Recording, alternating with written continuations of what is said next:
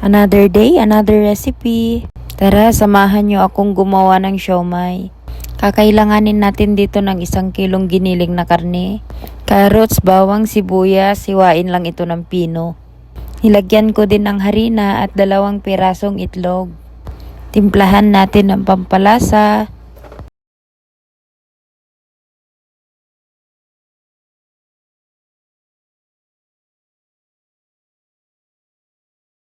After kong mailagay lahat yung pampalasa, ayan, halu-haluin lang.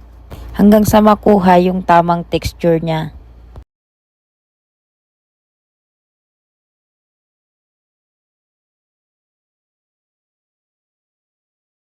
Eto na, pag ganyan ang itsura, okay na yan.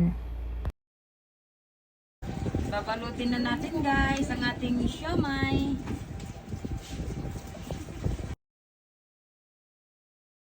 Ito na, nabalot ko na lahat. Salamat ulit sa panonood.